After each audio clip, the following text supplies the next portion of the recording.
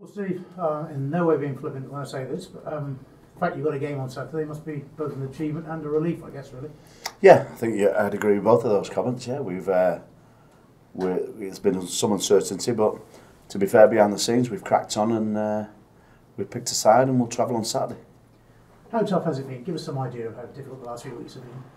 Well, not as difficult as you think, really. You know, there's been a lot of noise outside, quite rightly so, with the predicament that the club's in. But in reality, what we've managed to do is cocoon ourselves in the training facility, which is obviously all on site, and we've got on with the job in hand. One of the biggest worries was getting paid by the owners, and that happened last Friday, which was a godsend, and staff have been paid since. A percentage of what was agreed would be paid, so that seems to have allayed a few of the fears. But yeah, it would be, I'd be telling lies if I said that people weren't anxious about the situation behind the scenes. A lot of that must have fallen on your shoulders. You almost like the go-between between the owners and the players, and players must have been coming to you pretty regularly asking what's happening. Well, we've kept the players informed. Whatever information come down to me, I would put to them on a daily basis. So I think the skill of running these positions when there's problems is the communication, and you know, I feel that we've managed that pretty well within the group. Clearly, you're going to Irish on Saturday. As we understand it, the Exeter game is on here the following Sunday. Are you happy now that the club is going to go forward into the season as a whole? Yeah, I am. Yeah, I'm planning for the next 4 or 5 weeks, and we have a week break. So that sort of scheduling is in place, and we're kicking on as if nothing will stand in our way in that process. And you've had assurances from the owners that that will be the case? Yeah, they're working hard behind the scenes. All the organisation for weekend is in place, and then they've got a home game. I think they're working hard behind the scenes at the minute to make sure that can be fulfilled. I know there's a lot of cost and expenditure to get the stadium up and running for a game day, but you know, with what's going on, I think we'll be expecting a bumper crowd. Do you accept in the eyes of a lot of the fans now that the owner's position is becoming increasingly difficult, in the sense that, you know, credibility has gone out the window here to a degree? Well, I think the fans have their own opinion, and everybody who works in the building do. All I can say is that the two owners have done what they see fit to keep the club going for the amount of time that I've been here. This problem hasn't come in the last 3 weeks, I don't think. It's been coming over a period of time. And most importantly for the staff that work here, getting paid is the most important thing. The longevity of the club, I think, you know, there'll be questions, I don't know whether they're going to be asked today or not, but the decision when it goes into administration or not is not for the rugby side to take, it's for the business side of the business. And there are fors and against going into administration, as we know. Anybody who understands it, and I can't say I'm a professional at it, but if you go into administration, then you do get rid of quite a lot of your creditors, but you lose a lot of goodwill in the local area.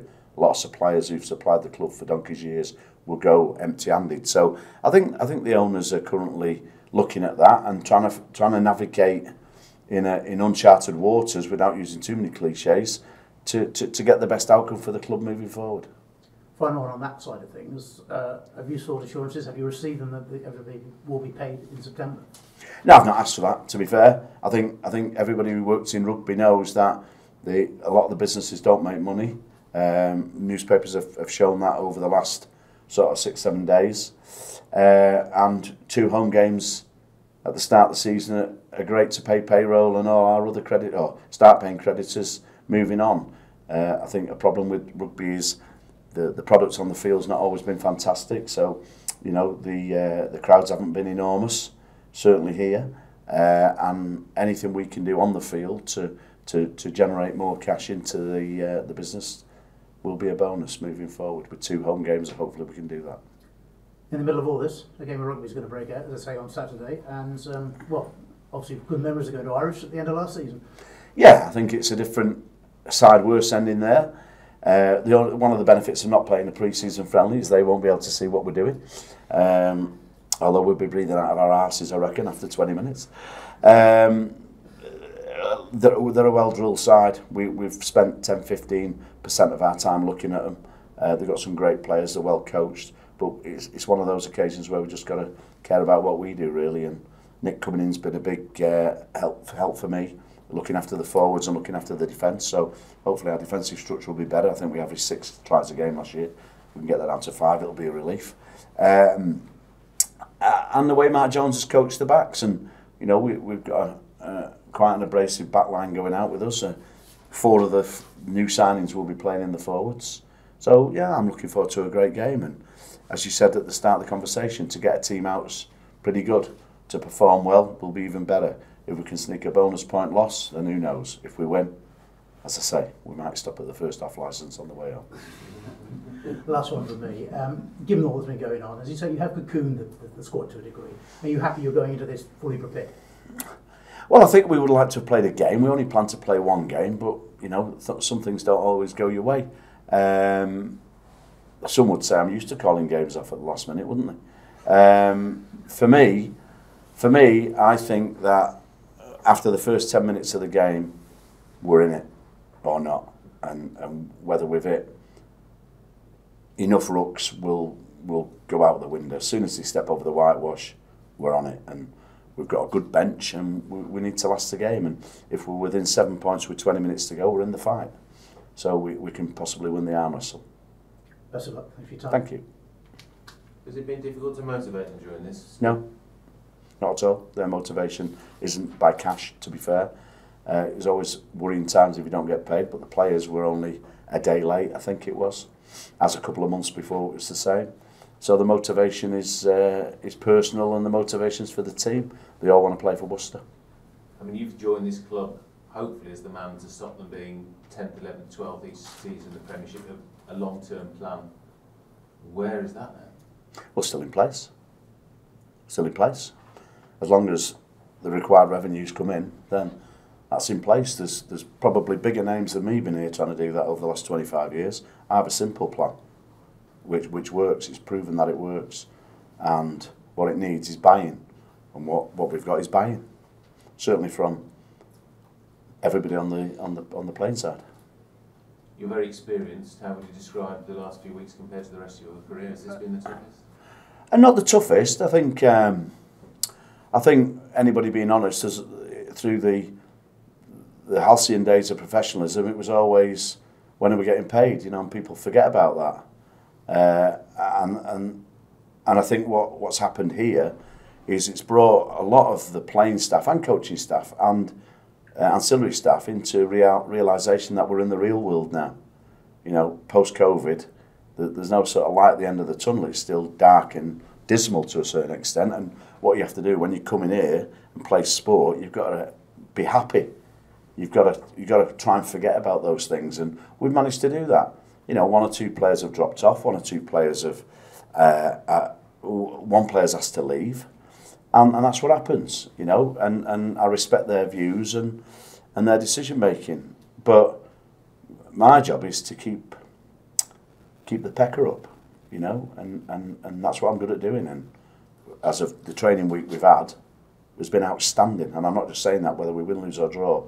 I can't get them to train any better than they've trained the last 3 days.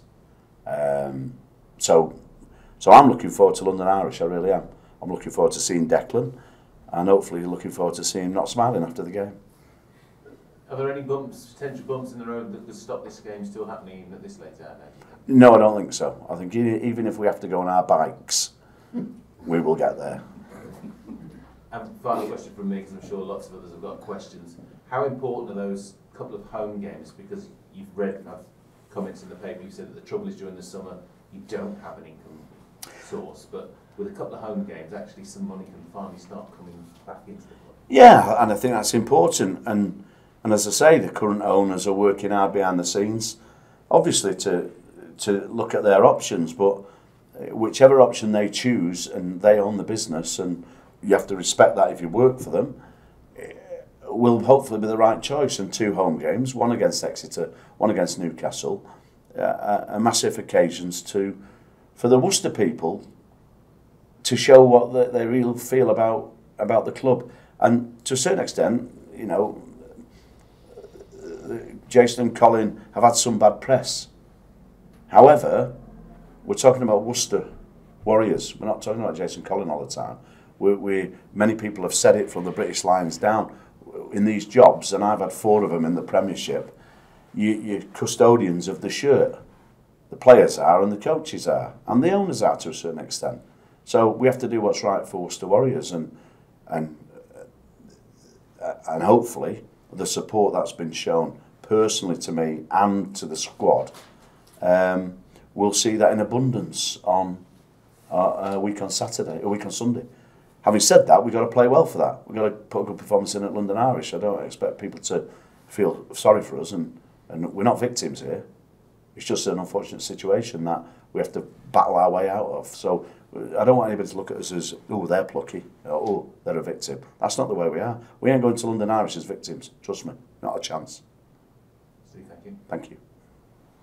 Steve, you have to make any more compromises on the rugby side other than not having that pre-season game? No, not at all. Everything was set in place. We've got good sponsors who've assisted in a couple of areas, but no, the budgets. Luke broadly runs the budget for me, and he's in active correspondence with the owners about how we do things over the next 5 weeks. And to be fair, the block is 5 weeks. We've got 5 league games, and we've got a bye week. Hopefully, I go on holiday. Might you have to go on the bikes? How are you getting there? Well, we've got 2 home games, so we'll be all right on that. And then we play Gloucester away and we play Bristol away. So, there's not a lot of expense, if I'm honest, incurred in them. I think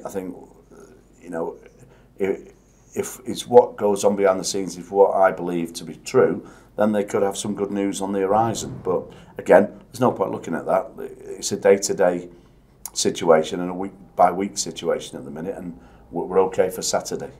And then we'll regroup. We'll have 2 days off, and we'll regroup for Exeter. Have you got any players unavailable for reasons that aren't injury? You mentioned players The only one. being asked to leave. Yeah. Can you say who that is? Yeah, Kyle Atherall. Yeah. Is that because he's already sorted somewhere else? No. We will look, and as I've run these businesses for people, if an offer comes in for a player, we will always look at it. Yeah. And I don't need to name them here, but I can name 10 or 15 that I've sold in the past, and that has happened with Kyle. At this moment, nothing's been agreed. If the right offer comes in, and I think it's right, and the owners think it's right, then we'll do a negotiation on that. But there's only one who that's happened with. Have there been any updates on the staff getting the balance of their wages, and have you had to help anyone out? I believe you offered. No, I offered. I've not had to help anybody out, but I will do. I'm in a fortunate position, and some people aren't as fortunate as me in earnings wise. We were told that we would be paid in the next few days, and that was Monday, Tuesday. So end of this week, early next week. And all of the staff, I'm not overjoyed with it, but everyone understands the predicament we're in and prepared to put up with that. Are you sort of quite impressed with the commitment and work ethic of people who do have those worries and maybe worrying about bills and whatever's going on? 100%. And it's difficult, certainly with what's going on in the real world, where energy prices are going through the roof, and if you miss a mortgage payment. But we've given the right advice out. The RPA have been very helpful in the situation, informing people, mortgage companies, landlords, etc., about your current position does buy you some time. But it's not ideal, Chris. It's not. And in other walks of life, people would just get up and walk. But it is a unique job. There's only 13 clubs in the country who are professional, so there's not many options where to go. In fact, I tell you what's ironic about this. We've got some Prem Cup games coming up on Wednesdays, and I've rung in the press. You lot would have put in, I think there's 80 players unemployed in the competition. As of yesterday, I'd gone through 7 of the main agents in the country asking could I speak to players who they had on their books who were unemployed, and none of those agencies had anybody unemployed. So I'm struggling to find where these 80 players are at the minute. So I don't know whether that was just a fabrication of numbers, but at this moment in time, I'm looking to bring in 3 or 4 players, and we can't find them at the moment. And that's not the case because it's Worcester and potentially they've got no money. That's the agents telling me we have got nobody out of contract at the minute. What do you expect for realistically from your team on Saturday? As in, do you expect them to play like people who have got some serious motivation, desperate men, I don't know, backed into a corner, a bit defiant, or is a distraction going to make it hard for them to hit the levels they need to? What do you anticipate? Or am I anticipating? I'm anticipating the former, to go in there with, this is what we're about. And for two reasons. One, because I think all of them, to a man, have stood by what we've said we were going to do before these problems came about. The real problems are not getting paid. And two, let's be honest, they're in the shop window. So if there are other clubs looking at the current playing staff now, like I would be if I was in their shoes. So you know, if there's a plethora of players who are going to become unemployed, if it didn't go right at Worcester, then you want to be in the best position, fitness-wise and performance-wise, to get a job. Finally from me, sorry, just on that, you've alluded to the ownership or what's going on in the background. Is there any update that you can give us about talks? What's happening in terms of possible buyout? No, they've informed me today that they have an investor who has a very strong interest. They're in talk with him now, or them now. I don't know who that is. I've not asked, to be fair. And that's all I can tell you. I've decided that even though I've got a long history in many of these jobs, CEO, director rugby, that the most important thing about what needs to happen at Worcester is they need to get the rugby right, and they've never got that right. They've had, as I said earlier, they've got many people who've got better credentials than I have, who've never managed to get them out of 10th or 11th place. So my job, if we're allowed and if we're financed, is to do that. And that's what I'm concentrating on. Keeping the group motivated, keeping the coaching staff motivated, the kit men, the chefs. And yeah, I think Wayne Barnes is going to have a job on his hand on Saturday. And that's why they've given us him, I think. Steve, you mentioned this, there is some anxiety within the group. How have you dealt with that on a day-to-day basis? Well, just working with the RPA. If anybody has got any immediate problems, they come and see us, Luke and I. We have another assistant, Alex Cox, who's been here a long time, and the players confide in her quite a lot. And so far, everybody's grinned and bared it, so to speak. You know, the stiff upper lip, and that can only be commendable. There's also a lot of outside influences coming in who want to assist. Sponsors, former owners, family of former owners, potential people who I direct in the right way to the current owners, as I see fit. Have any players expressed any sort of hesitancy or maybe convincing to play, or have they all been 100% on board? No, I think if there was a case that we had to put, it's a bit like trying to get a horse in the stalls, isn't it? You have to put a bag over its head, turn it around and send it in. You don't want it racing for you. So no, they've all been, there's none of them. There's absolutely none of them. Steve, when it comes to Saturday, how much have you had to cut your cloth in terms of the actual match day operation? I mean, would you normally stay at a hotel on a Friday night if you've got an afternoon kick-off? No, well, to be fair, Worcester, I've only been here since February, and the geographical position, apart from Manchester, Newcastle, maybe Exeter, probably Bath, they're the only ones we go the night before for. The rest of them you can hit on the day. Steve, with the fans all seem to think and want administration, do you know enough about the current financial situation to have an opinion on whether the club is best for the club to go into administration or for a new owner? Well, I think for all concerned, I think a new owner would be best. I think, you know, and we've all read the stuff about DCMS, you know, being in control of this to a certain extent. But I think we've got to give some credit to the current ownership. If they can find an investor to assist them or come in and take them out, then I think that would be the best way. We forget, if you go into administration, that potentially you're relegated, we could handle that. But you lose your P share. Your P share is your central funding. So you'd end up being down for a year, hopefully coming back, but then maybe 4 million behind every other club. And I can't see the other 12 owners saying, you don't lose your peace, yeah? Well, why should they? So I think administration's, you know, an avenue, but whether it's the correct avenue, I'll reserve judgment on that at the moment.